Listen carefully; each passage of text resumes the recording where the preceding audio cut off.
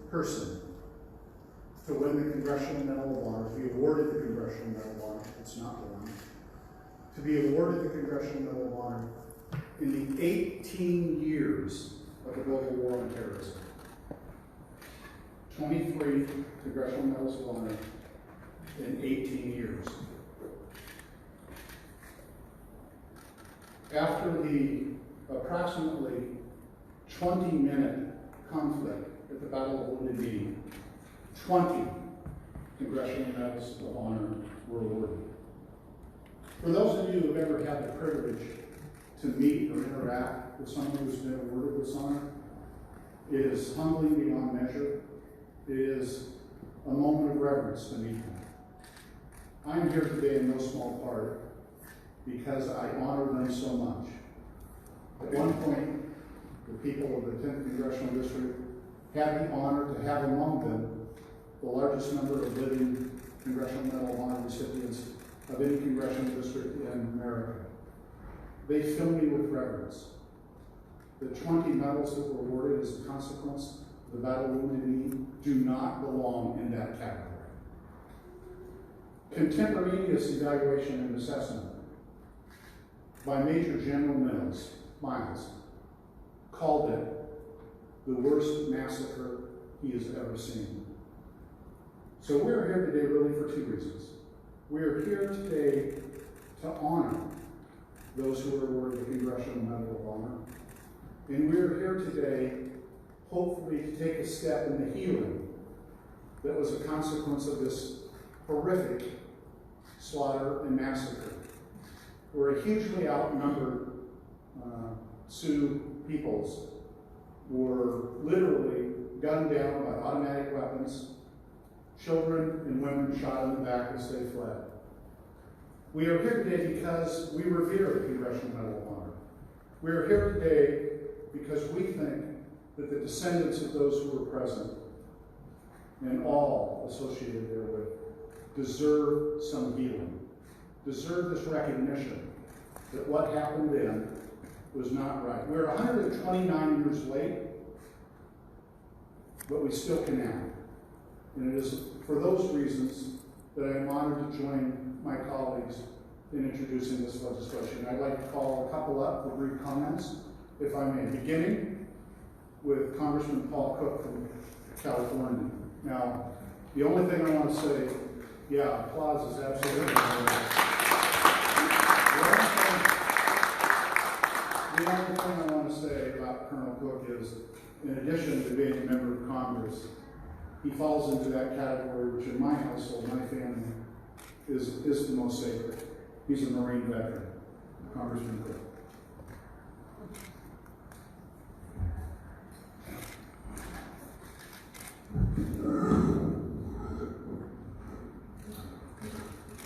Thank you so much for being here today. And it's very hard to follow up on those remarks. There's two reasons that I'm saying a few words. One is that I'm a historian, very, very interested in Native American history. And unfortunately, when you read American history, you read about the tragedies, the massacres, the injustices that the people in this room know so well. And I'm also a product of the United States Marine Corps, 26 years, been in combat, all that stuff. A long, long time. I'm very proud of my tradition. And it bothers me as a professional military person and as a historian and as a humanitarian, with not only just the massacre and the slaughter and everything that happened to a group of people, but basically to perpetuate a lie that is associated with the highest award we have for valor, that is associated with such a dastardly deed.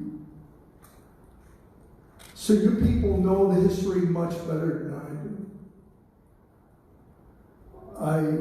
I joined in this because finally you know, we are remembering the past and correcting something that was tragic in all ways, and to make it even more so was awarding those particular medals for such a horrible, horrible event. So I appreciate everyone coming here. I'm getting a little long in the tooth myself, but I still keep reading.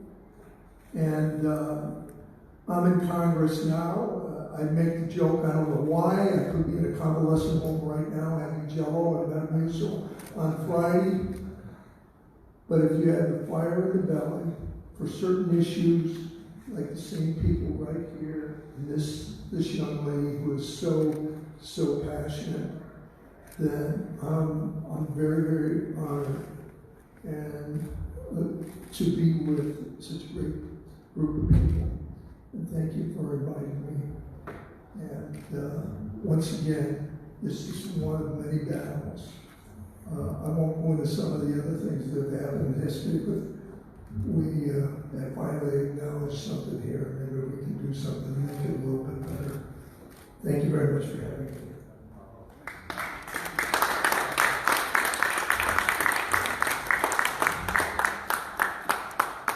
So next will be Congresswoman Deb Haaland. You all know her, a great member of Congress, who co-chairs the Native American Caucus, who has joined in this effort with complete enthusiasm, and is welcome as well. Congresswoman Haaland. Thank you very much. So happy to have all of you here and to be here. Thank you. Thank you. Gosh, I'm honored to be here as part of the introduction of this bill, and I especially would like to thank Congressman Denny Heck for taking the lead on this important legislation, and Representative Paul Cook, who is a veteran of the United States Marine Corps, as he stated, who has earned the Bronze Star, 2 Purple Hearts, and also served on the Armed Services Committee with me. And if I could just say for a moment, my father was also a 30-year career Marine. He won the Silver Star Medal for saving the lives of 6 Marines while he was in Vietnam, and he also received 2 Purple Hearts. So I also understand what valor looks like. I also understand what selfless service to our country looks like. I want to say thank you to everyone who has traveled long distances to be here today, including our tribal leaders, 4 Directions, and the 1890 Wounded Knee Massacre Descendant Society. A special welcome goes to Marcella Lebeau, who is a recipient of the Legion of Honor, the highest military honor in France for her service during World War II, and who at 99 years old traveled all the way out here to DC to be with us today.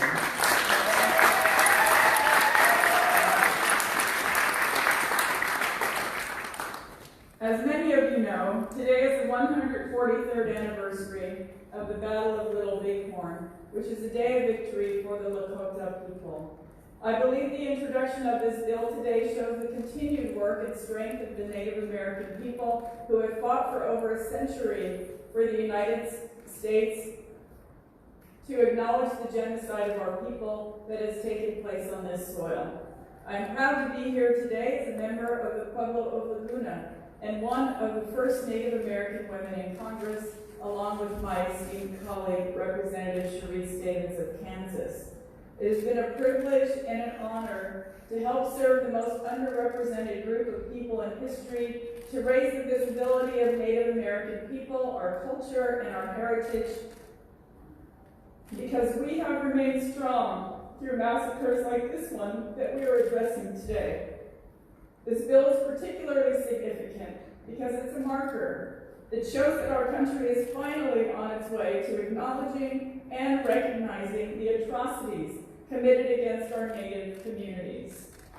I'm proud of the strength and resilience that each of these folks up here represent today, and hope that we continue to pass these stories to the younger generations who will carry this strength forward. I thank you all so much for taking the time to be with us, and again, Representative Heck for taking the lead on this important bill. Thank you.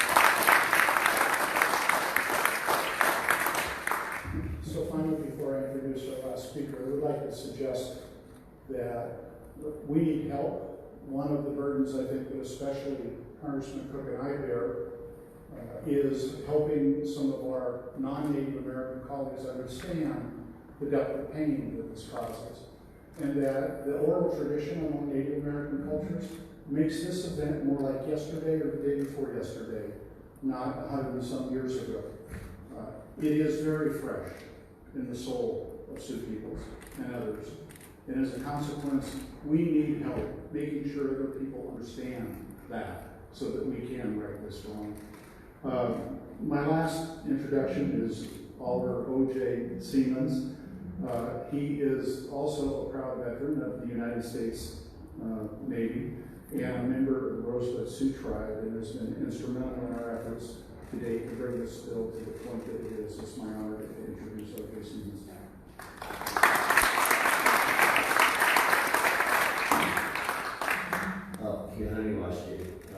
Good morning. I think the Lakota language is a very beautiful language, and the word is honey wash day. Good morning always leaves a smile on my face. My name is O.J. Siemens. I'm the co-executive director of Forward Directions. My wife Barbara, sitting over there, is the other co-executive director. I want to thank Congressman Heck, Congressman Cook, and Congresswoman Holland for doing this. This is a very historic day for Indian country. We have the descendants that have been trying to accomplish this from generation to generation to generation. And as you see, Marcella LeBeau, 99, she has been fighting for this as a veteran the majority of her life. And so this is a big day for us. It is the anniversary of the Battle of Little Bighorn, and you're going to find out the descendants that are going to be talking to you now of Wounded Knee descendants are also descendants at the Battle of Little Bighorn. I think what I would like to say most importantly right now is that it has taken a while for this bill to happen, and thank again for the Congressman Heck, and Congressman Cook, and Congresswoman Holland. But we can't wait forever. We can't wait for generations and generations and generations again.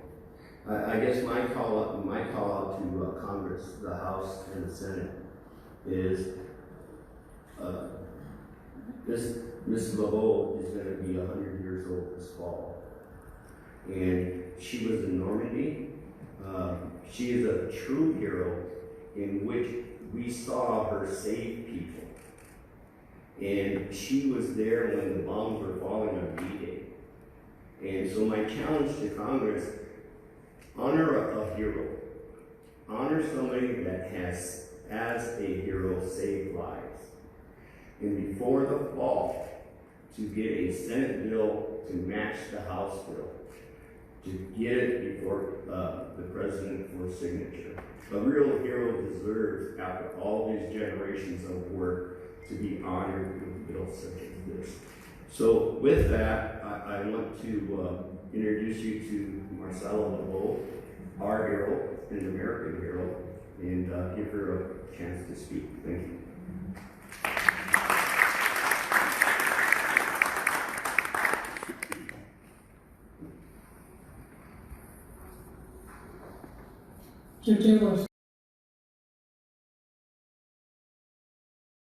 The beaches up in Laconia, we book Washington, in translation, a sheep ran with a good heart. My Lakota name is Pretty Rainbow Woman, as given to me by my grandmother. And as Lakota, we know that Washington means good, but also it can take on other meanings. And my mother, I lost her when I was 10 years old. I hang on to her words when she translated it as pretty. I want to take you back to the Battle of the Little Bighorn in Greasy Grass. And I brought a picture of my great-grandfather, red in the face.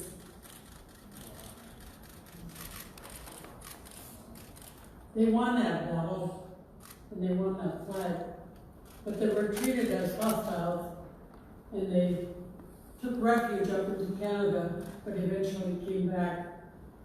And then we focused on Wounded Knee, the same 7th Cavalry that were defeated at Greasy Grass.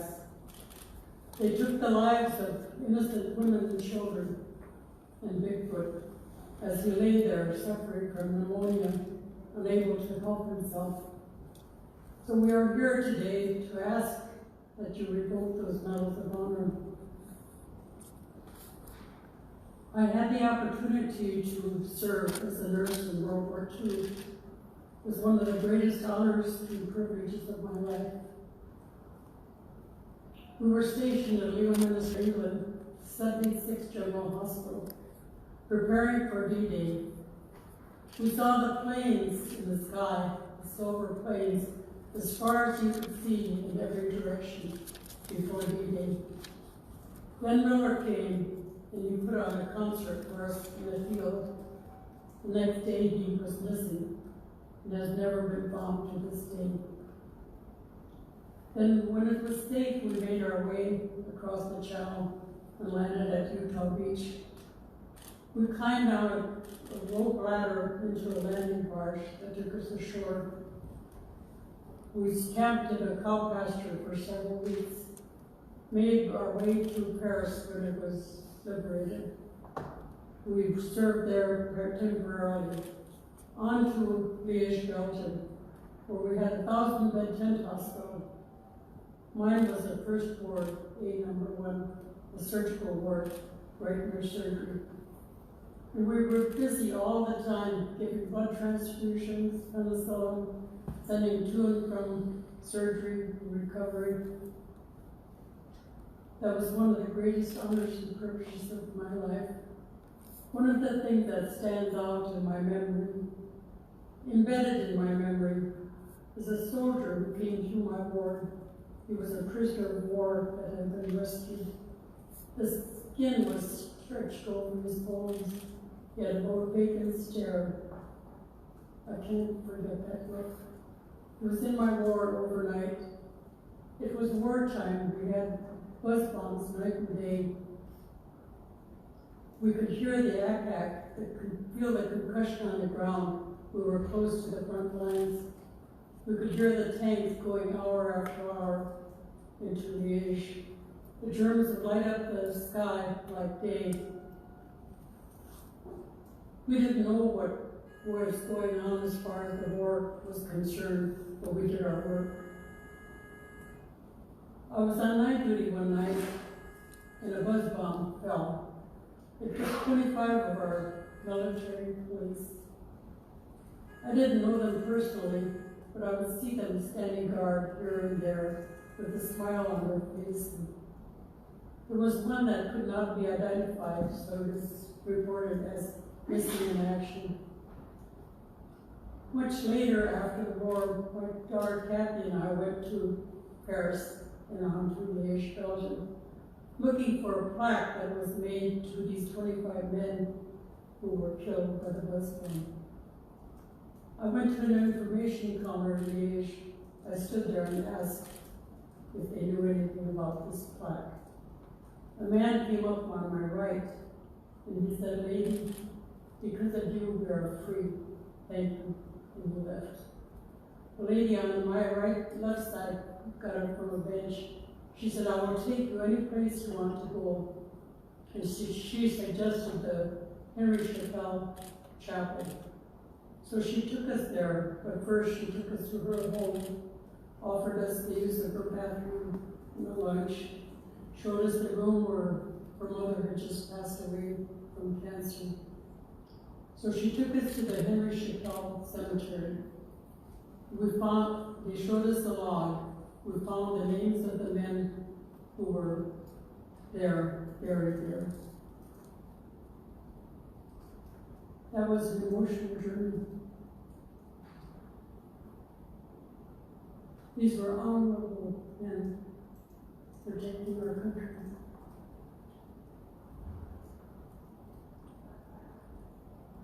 So, I was honored. I was asked by one of the nurses to go visit a Native American soldier. He had lost both legs above the knee. I went to visit him. He was quiet. They were afraid that he might commit suicide. They were afraid to let him shave. So I visited with him, took him newspapers, visited with him as often as I could. Then one day he was gone. But I didn't have the heart to ask him how it happened. So when I got back home, I spent 40 years looking for him. Every meeting I went to, I would ask anyone from Northwood, do you know Eugene Ruby? And they didn't know me. Then one day a lady came to our hospital and she put on a workshop and she left. Like the next morning I got this phone call and she said, I'm Ann Rafferty. Do you know Eugene Ruby? I said, yes. And then I got emotional, I couldn't speak. She said, are you okay? Are you all right? Then she told me that that was her father, and it was his son. He got a divorce and moved from Rosewood. He remarried and had a family in Yankton. So I couldn't call him right away, I waited. Then I called him and I asked him, do you remember the nurse that stood at your bedside when they shot him? He said, I'll never forget. So that's just one of my stories. And it was such a great honor and privilege to be an Army nurse in World War II. But getting back to the reason that we're here today, I hope that this is something that we can accomplish today to get the Medals of Honor revoked. In my opinion, on our reservation in Eagle Butte, South Dakota, the Cheyenne River Reservation, there is a pervasive sadness that exists there because of unresolved grief. There has to be healing, and that's why we're here today, to ask that these Medals of Honor be revoked. And so that healing can begin. We have lived through traumas all of our lives as Native people. And they tell us today that we pass on these traumas to our children and our grandchildren unknowingly. And so we need to help ourselves. And we're hoping today that you can also help us by revoking the Medals of Honor. And in closing, I would like to tell one more story. I had a daughter, Jerry, working out of Fort Lee, South Dakota. And through her co-workers, there was a man named Don. And he said, when he found out that I was going to Paris to receive the French Legion of Honor medal, he would like to pay her way there as well, but it was too late to make the arrangement. So he paid her way to the French Embassy in Washington so she could be with us at the luncheon. So my oldest daughter, Diane, and her husband, Bob, went with me. Diane is my escort. So we went to Normandy, and this man named Don, he said, could your mother say a silent prayer at Omaha Beach if she can get there? And so I wrote my prayer. And after the program at Normandy, I was getting off the platform, and there was a man who came up to me, and he said, I don't speak English, and he handed me a note. And I was shocked, I didn't even respond to him. But later, when I read the note, it said more or less, he was 10 years old at the time of the invasion at Normandy. And he waited 6 years to say thank you to one of his liberators, and he chose me to give the note to. So my son-in-law, Bob, and I started down to the beach, and the military police stopped us. They said, you have to wait until President Bush takes off in his helicopter. So we waited. We made it down to the beach. Just before the sand got wet, I collected sand in a baggie, and then I said my prayer. And I would like to read that prayer for you. June 6, 2004. O Great Spirit, guide my steps on this path to Omaha Beach. Guide my hands as I collect sand from this hollow ground. Great Spirit, accept now my prayer for the brave and courageous soldiers who saw the horrors of war here this day, 60 years ago, June 6, 1944. Great Spirit, keep us ever mindful of the great sacrifices made to liberate France and bring peace to our world by these valiant men, Lieutenant Belia and Sergeant Schweitzer. O Great Spirit, now hold my hand and walk with me up the cliff of Omaha Beach, filled with emotion no words can ever express.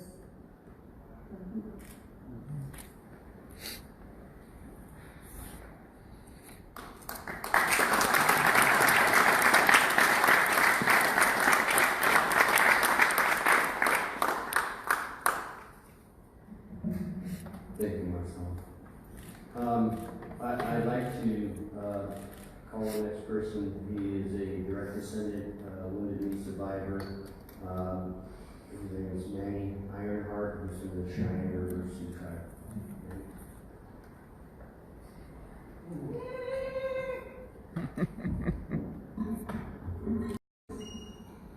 Acknowledge Marcella. She worked tirelessly on our Hawk 1890 organization, Heartbeat at Wounded Knee, and she's been a lifelong secretary. So I'd like to acknowledge that to Marcella. Now, Chanteo Shea na Pechuza, Lea Betuki, Nalea Uyokpia, Wahinaji. Ratasha Namia Oka, I come with a good heart today, and we have some distinguished people here to help our ancestors. Believe me, our ancestors are here today with us. And this morning, I woke up at 5 o'clock, and I could just feel it. And so we're not alone here today. My name is Manny Ironheart. I belong to the Maspeginaga Tioshpai and Wukangalashka. And first, I'd like to acknowledge my great-great-grandfather, Chantama the Iron Hawk. He was at the Battle of Little Bighorn.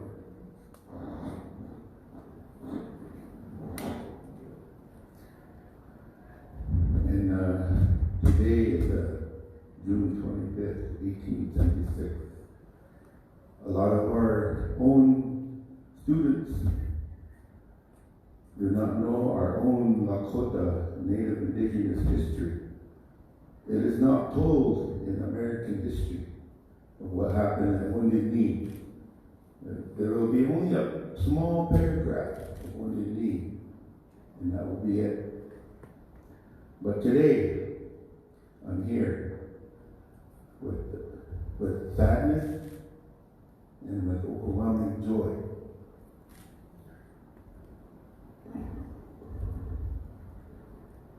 I'm from one of the 7 Ocheti Shakoni bands, Hochwoju. My mother is Hochwoju, and my father is Ogahala. And we are the Chichuan band. And overall, all the nations, we are called the Ocheti Shakoni. So today, my wife and I, Renee, and our sister, 2 sisters over there, they're also descendants. And Marla's has her pictures up here too. She's a descendant. She has her own story too to tell.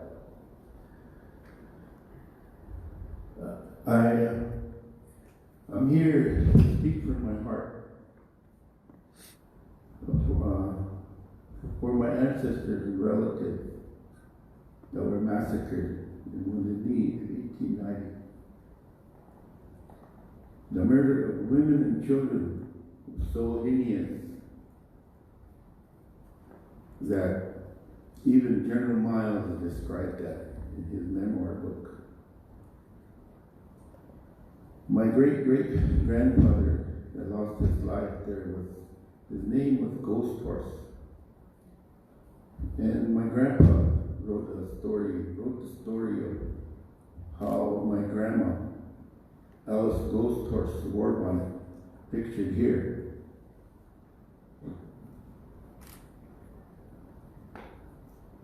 At the age of 12, she survived the Wounded Knee.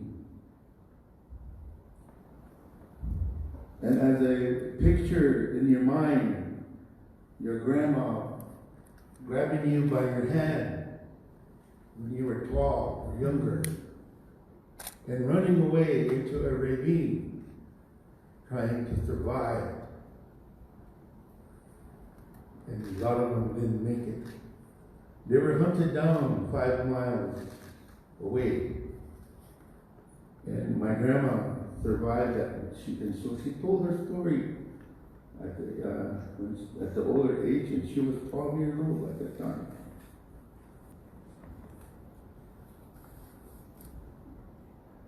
And my mother usually tells about this story, and she gets sad and she cries, and so all of us children, she transferred that sadness and story to us. But today I feel that there's a healing that's going to take place today when our ancestors are addressed. And so our relatives were shot at very close range. They were so close that you could see the powder burn marks on the children and on our women. And on our clothes. And so I believe that that's a prelude of our today that brings our missing and murdered Indigenous women today, that continues today. So there was no honor in these murders. In the Lakota, we live with these traumas to this day. Our lives are reminders of our courage, strength, and the will to survive in the 21st century. And the healing road is one of a rough road that we have to all take. We are all human beings, and we need to be together. We need to work together.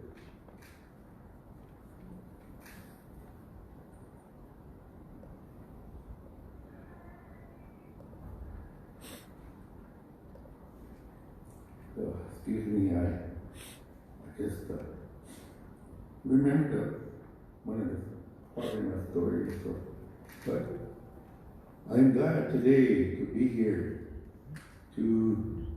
for our children and grandchildren to carry this for generations.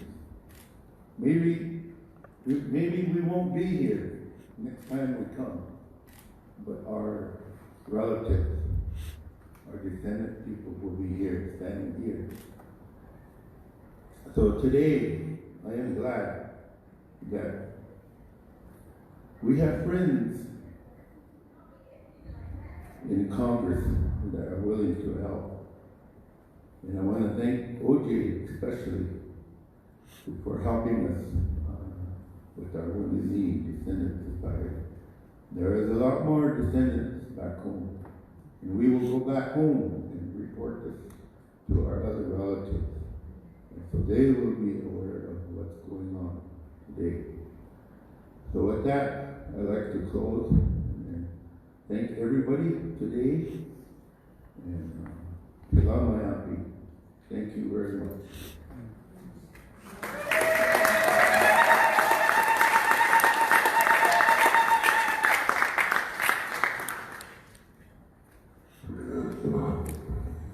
Thank you. I'd like to call up Phyllis Hollowhorn from the Oglala Nation.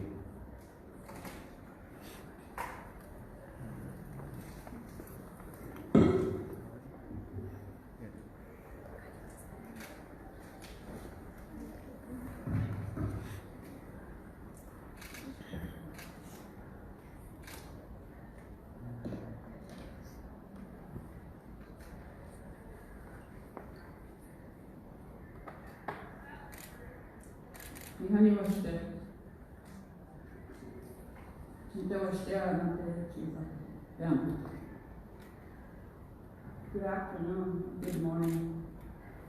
I greet you today with a warm handshake. My name is Phyllis Hollowhorn. I'm the fourth generation direct lineal descendant of Solomon, the great enemy. I brought his picture here today. I come from the Pioneer Indian Reservation. Today I don't not only represent my and be the voice of my great grandfather, but also to be a voice for the descendants back home on the Pioneer Indian Reservation.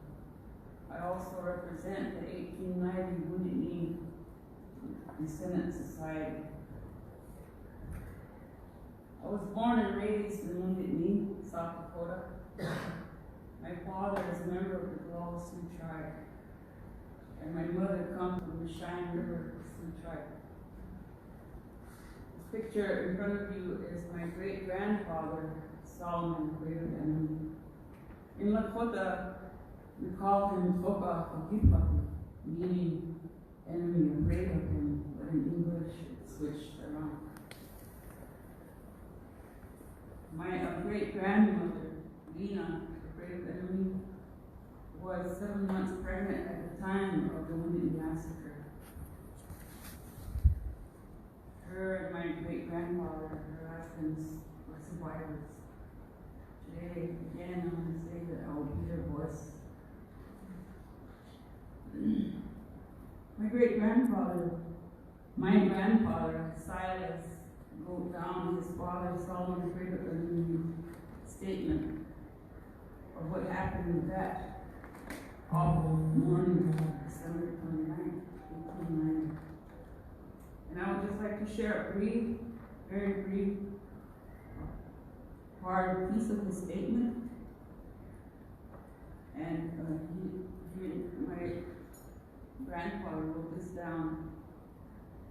When I became conscious, I was laying down, and I rose and started to get up, but I began to get unconscious again.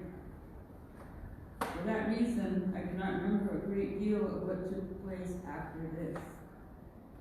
I am shocked all through the body, and I may die any time from the effects of the wounds. I am bleeding from my mouth and nose. This was a piece of small piece of my great-grandfather's statement. Both my great-grandparents suffered great pain from their wounds, and so how much more did the children suffer? The guns used at Wounded Knee were Hotchkiss Gatling guns.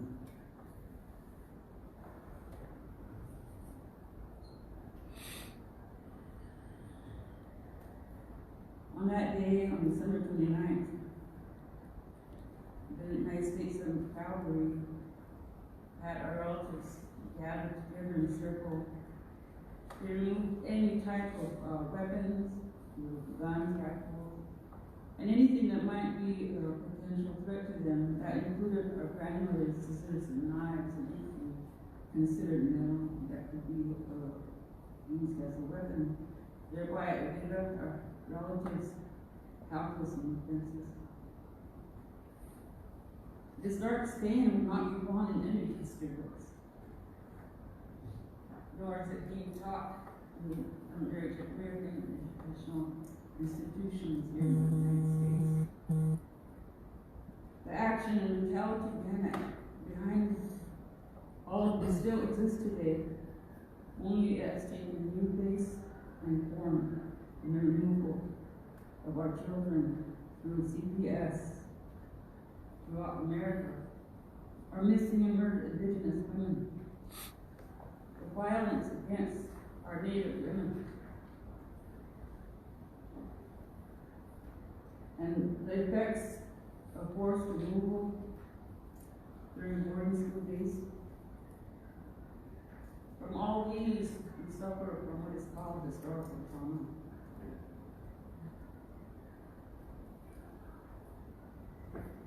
This is still felt throughout the United States and Canada. Today, we, the lineal descendants of the 1890 massacre, ask members of the committee and also Congress to rescind the 20 medals of honor given to the 7th Cavalry, and thus to begin a step towards healing historical trauma, and also to begin the spirit of reconciliation. With that, although my statement is very brief, I want to take the time to thank all those here today, especially today is the 124th anniversary of what we want. In our oral history, we know that Wounded Knee, which happened 14 years later, the massacre, is a result of that battle that we won. 124 years ago at the battle of the one recent battle. So with that, I want to say, Wokila Sanka, thank you for all those that are here and for listening to what we have to say regarding our ancestors and our relatives, our grandfathers and great-grandfathers. Thank you very much for listening.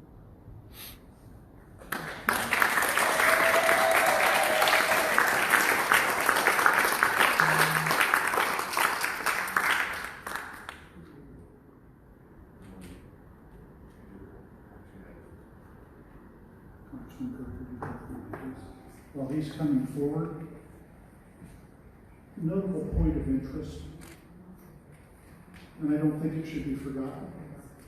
Of all the demographic groups in the United States of America, far and away the highest voluntary enlistment rate in the United States Armed Services are Native American people. Don't forget that. Native American people have been stepping up and serving in the United States Armed Forces for generations.